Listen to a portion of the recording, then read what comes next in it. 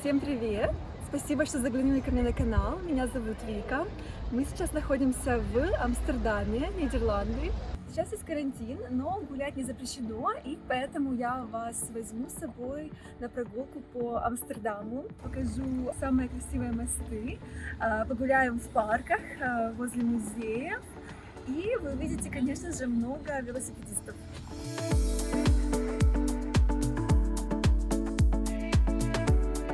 История Амстердама берет свое начало в XIII веке с момента появления небольшой рыбацкой деревни.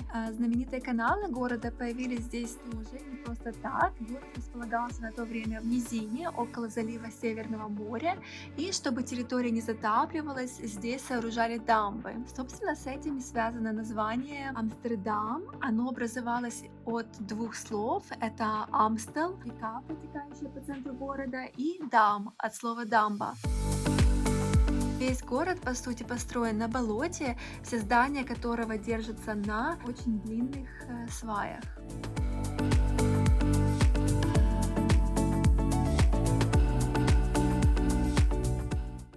Как вы видите, вот некоторые улицы, особенно большие проспекты, сейчас выглядят очень пустыми, потому что большие магазины все закрыты. Вот, работают только маленькие магазины, либо кафе на вынос. Конечно же, супермаркеты все открыты. Очень мало людей в самом центре, там, где туристические районы, где район красных фонарей. Сейчас там все закрыто, вообще нет туристов. И на самом деле местные не любят ходить в район красных фонарей, они его избегают. На самом деле он немножко грязноватый, немножечко, это мягко сказано. Вот.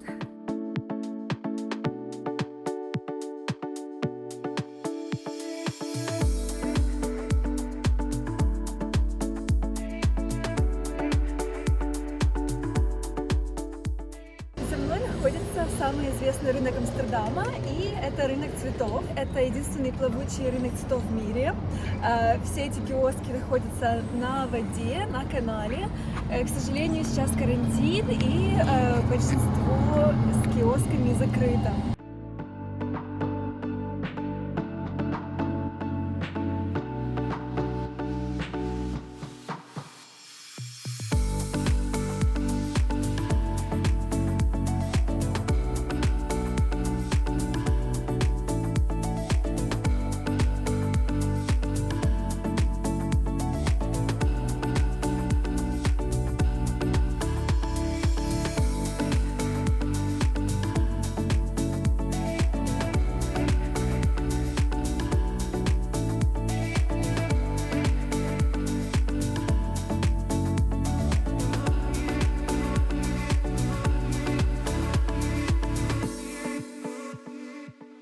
На этом рынке можно купить всевозможные цветы, но, конечно же, самым популярным цветком на этом рынке является тюльпан, и часто гости столицы покупают луковицы тюльпанов как сувенир.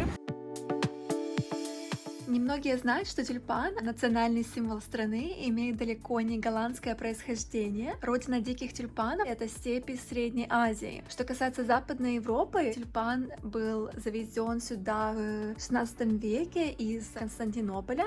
Именно в Голландии тюльпан попал уже из Австрии, где он выращивался придворными садовниками. На те времена тюльпан был в прямом смысле на вес золота. В XVII веке к обычным торговцам присоединились даже спекулянты, и цены выросли до невообразимых размеров. Тогда и случился первый в истории нового времени биржевой пузырь, который вошел в историю как тюльпаномания.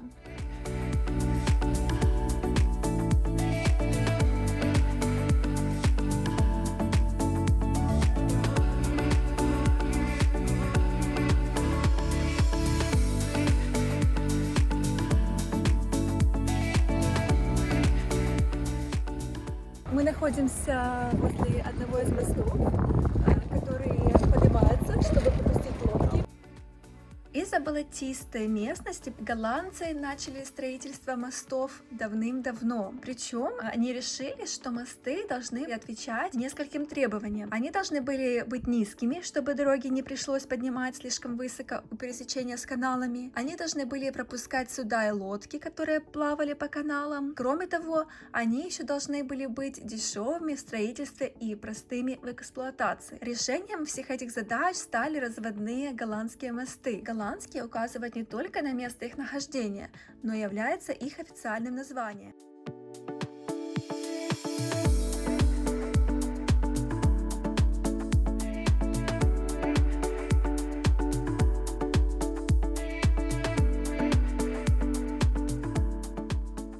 В Чайнатауне очень тихо, хотя на самом деле здесь всегда самое шумное место с множеством туристов.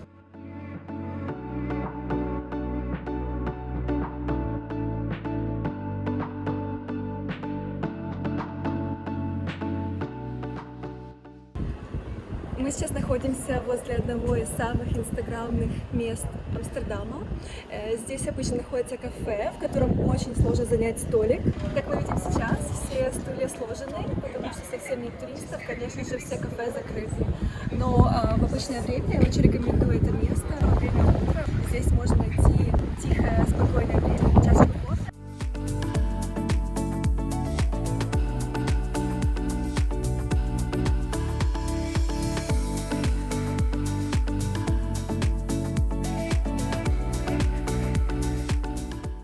Это самый старый квартал города, который называется De Wallen, и здесь располагаются улицы красных фонарей. В переводе с голландского De Wallen означает «стены». В средние века в этих местах проходила первая городская стена. К XIV веку город набрал свою мощь как торговый центр и заполнился пивоварнями и пабами, клиентами которых были моряки. И, конечно же, достаточно быстро здесь появились и дома самой древней профессии. Чтобы дома эти не путались с обычными жилыми домами, было решено ставить фонари с красными стеклами.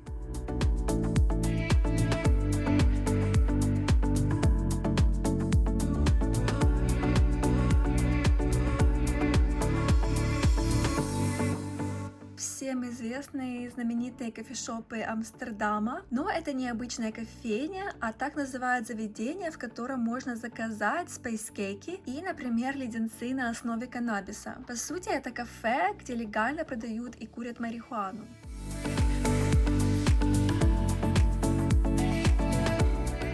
Это одна из самых больших и красивых известных улиц Амстердама.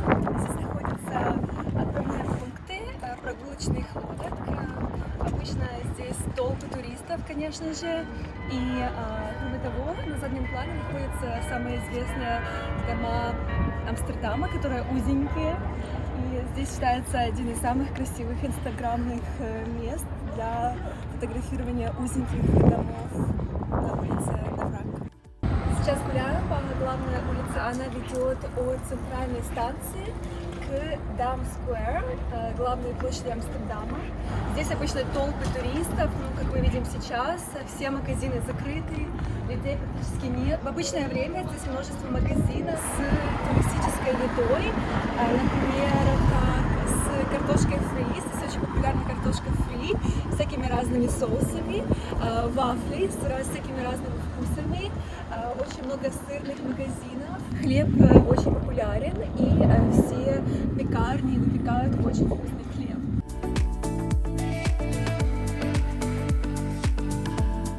Сейчас мы находимся на самой главной площади Амстердама, которая называется Дам-сквер.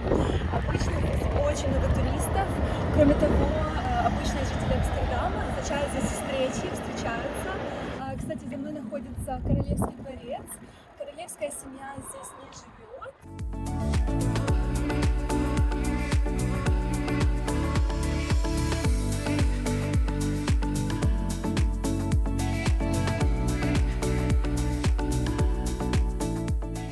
Нидерланды — вторая в мире страна по производству сыров после Франции.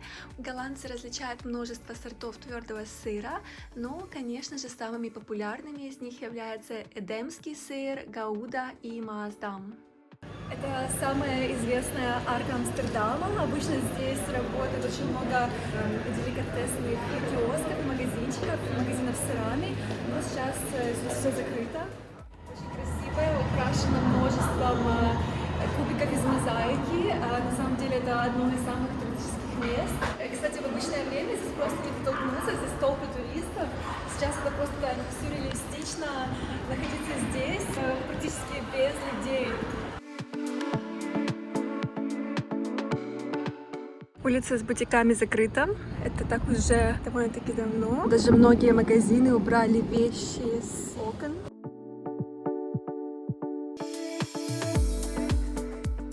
Музейный район Амстердама. Несмотря на то, что здесь карантин, все гуляют, проветриваются, отдыхают с детьми, с собачками. Здесь находится впереди МОКО музей. Часто выставляются интересные экспозиции. Здесь музей Ван Гога.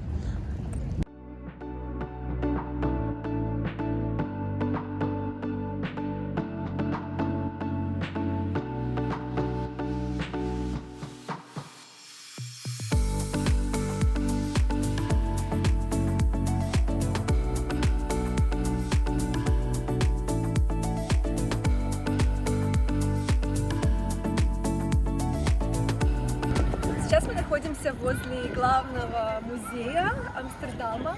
Он называется Рейхсмузей, и он входит в первую двадцатку самых посещаемых музеев мира.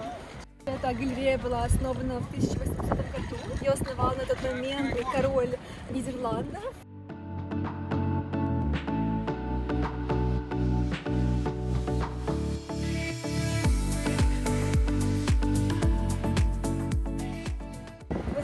Всегда предоставляется право проезда, то есть на самом деле, мне кажется, что прохожие здесь в меньшинстве, и, в общем, нужно всегда смотреть по сторонам, потому что у тебя 100% может сбить велосипед, им дается приоритет.